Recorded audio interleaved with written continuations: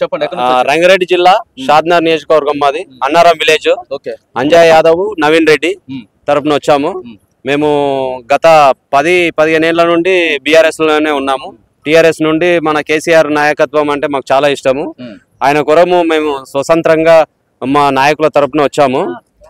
ఇక్కడ రావడము మేము నిన్ననే ప్లాన్ చేసుకున్నాము, కానీ మేము మబ్బుల 4 గంటలకు బయలుదేరడం జరిగింది. ఈ వర్షం రావడం వల్ల ఇంత అంతరాయం జరిగింది.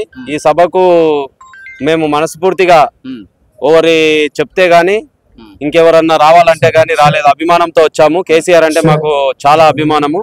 కేటీఆర్ అన్న గాని మాకు ఈ రోజుల్లో ఈ కాంగ్రెస్ ప్రభుత్వం వచ్చినందుకు మేము చాలా ఈ ప్రాంగణం చూస్తే పెద్ద కొన్ని తిరుపతిలో కూడా ఇంత పెద్ద ఉత్సాహం లేకుంటది అనుకుంటా. ఇప్పుడే ఇంకా జనాలు రాకముందే ఈ రంగరంగ వైభవంగా ఈ సాగే లక్షల పైన ఇంత అని చెప్పలేము. లక్షలు ఎందుకంటే 1-2 అంటే లెక్క పెట్టలేము. 100 కాదు, 1000 కాదు, లక్షలలో వస్తారు జనాలు. అభిమానంతో వచ్చే జనాలు ఎక్కువ ఉన్నారు. మన పార్టీ నుండి కాకుండా కేసీఆర్ గారిని నమ్ముకొని వారి నాయకత్వం లేదు వాటి గురించి కాదు, కాంగ్రెస్ పార్టీ నాయకులు మాట్లాడుతున్నారు. సొంతంగా మేము చెప్తున్నాం కదా, మేము నాయకులం కాకుండా గానీ మేము కార్యకర్తలుగా నాయకులుగా ఎదిగి ఉన్న వాళ్ళని కాకుండా కూడా మేము వచ్చినాము. ఈ రోజు మేము వచ్చినామంటే అది కేసీఆర్ గారి గురించి, మళ్ళీ బీఆర్ఎస్ రావాలని ఆయన చేసిన చూడడానికి చాలా వచ్చినాము. ఇంకా మా సొంత వెహికల్ తీసుకుని వచ్చినాం. మాకు ఎవరు మాకు డీజిల్ గానీ కిరాయిలు గానీ ఎవరు ఇవ్వలే. మేము చూడాలని వచ్చినాం ఇంత దూరం నుండి. నల్గొండలో ఒక లెటర్ వైరల్ అవుతుంది సోషల్ మీడియాలో. ఏంటిదంటే ఆ బీఆర్ఎస్ వాళ్ళు ఊరికి ఒక 20 మందిని రమ్మని చెప్పారు. అంటే ఆ స్ట్రెంత్ ప్రకారం ఆ మండల అధ్యక్షుడు పిలుస్తాం. ఆ ఊరులంతా కూడా లెటర్ రాసిర్రు. లేదు సార్ మేము ఊరంతా వస్తాం, 20 మంది కాదు ఊరంతా వస్తామని చెప్పేసి అది కాదు అని చెప్పి కాంగ్రెస్ పార్టీ నాయకులు కూడా చెప్తా ఉన్నారు. కాదు అది అక్షరాల తప్పు. అది నిజంగానే వస్తుర్రు, మనస్ఫూర్తిగా వస్తుర్రు, స్వచ్ఛందంగా వస్తున్నారు జనాలు. ఒకరికి చెప్తే 10 మంది రెడీ అవుతుర్రు. అసలు చెప్పకుండా వచ్చేస్తున్నారు. మేము చెప్పకుండా కూడా రావడానికి కారణం ఏంటి అంటే మళ్ళీ కేసీఆర్ రావాలని. ఈయన చేసే ఇప్పుడు ప్రభుత్వం ఉన్న పాలన సరిగా లేకపోవడం, జరిగిన ఈ కష్టాలన్నీ చూసి ఇప్పుడు తప్పకుండా మాకు కేసీఆర్ కావాలనే ఆలోచన కలిగింది. ఆయన మీద అభిమానంతో మేము కూలీ చేసుకుని రేసింగ్ తెలంగాణ దేశానికి మేము తెలంగాణ రాష్ట్రాన్ని ఆదర్శంగా తీసుకెళ్తాం అని చెప్పి ముఖ్యమంత్రి రేవంత్ రెడ్డి గారు చెప్తున్నారు. ఎక్కడ ఉంది ఆదర్శంగా? ఏమిట్లో ఎంతో ఇబ్బంది పడుతున్నాం సార్. ప్రతి దానికి ఇబ్బంది ఉంది.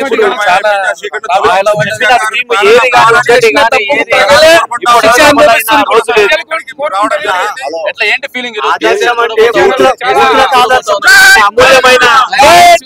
అమూల్యమైన స్పీచ్ వినాలని ఆయన నుండి ఆయన మనసు నుండి వచ్చే ఆయన బయటికి వస్తుండు. ఆయన నోటి గుండా మేము వినాలనే ఆలోచనతోటి మేము సొంత డబ్బులతో ఖర్చు త్వరలో రాబోయే మళ్ళా సీఎం కేసీఆర్ గారు